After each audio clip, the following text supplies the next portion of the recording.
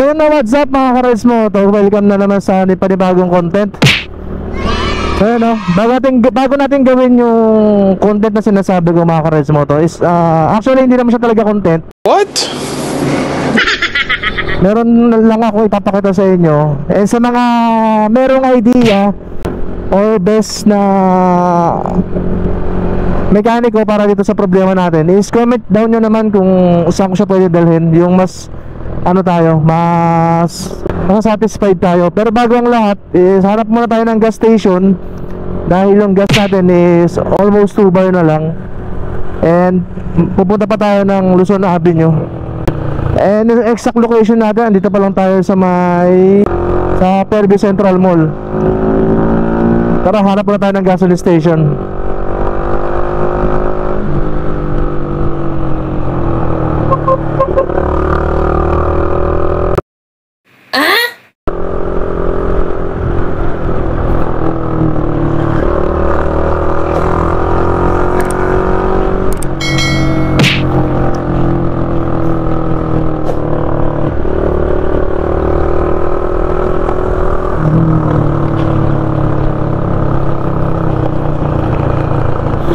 So doon tayo sa may harapan para lagpas na tayo ng stoplight.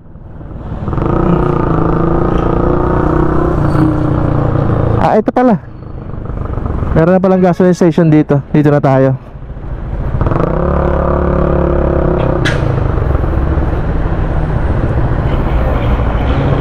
Unleaded boss? Full tank. Okay.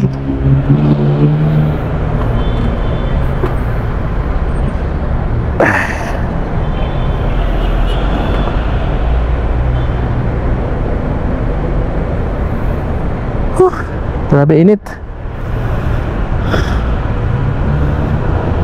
So sa 2 bars natin, alamin natin kung meron. Sige. Baka may shoutout pa kayo. Dikit nyo, sige. So ilang kailangan nyo? 3. Tigisa kayo tapos dikit. Sige, teka lang.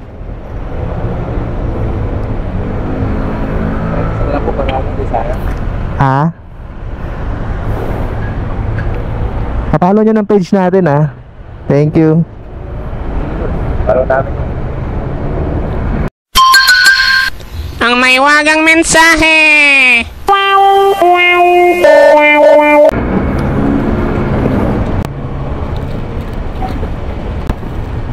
Ay.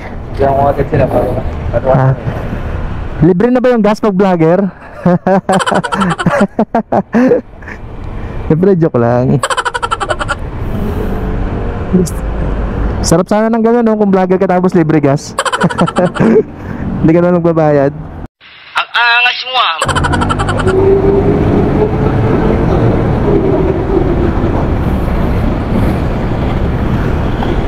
Okay na yan.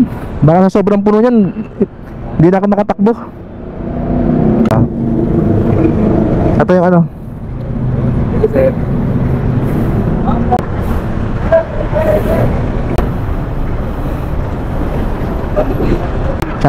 Shoutout kayo kuya. Shoutout sa'yo. May ganda-gandahan kapag may camera ka sa helmet. Siyempre pagkakamalang ka lang ng vlogger. Although hindi naman lahat ng may camera sa helmet is sa vlogger, pero magandang na rin yun. Thank you.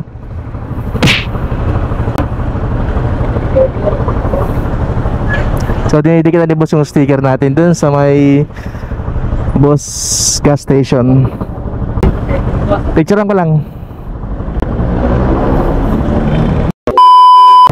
Ayun na, shoutout sa inyo mga kuya dyan sa may gasoline station ni boss gas station. So pasensya na kayo, hindi ko kayo na-entertain.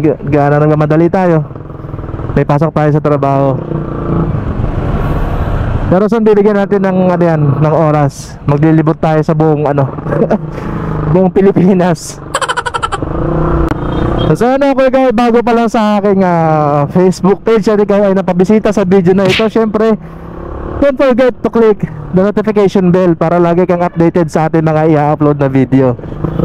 So pagpasensya nyo na si Rides Motovlog, medyo mabilis siya magsalita. Gago!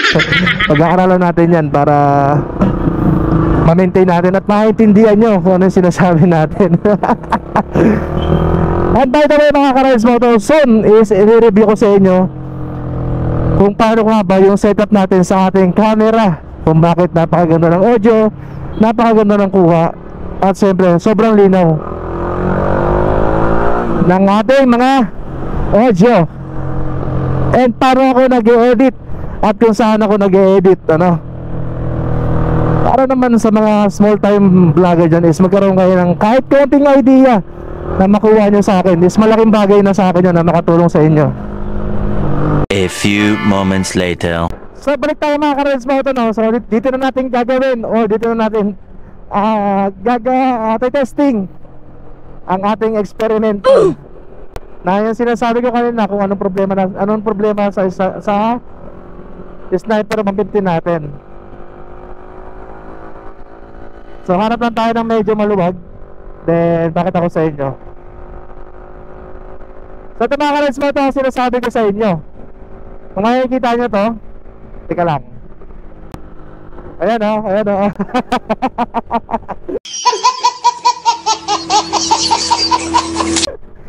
Ano na, Sniper 150, anong problema mo? Bakit ka kumikembot? Isa pa. Try pa natin isa pa. Dito tayo sa mas malawak. Ayan na, abangan nyo.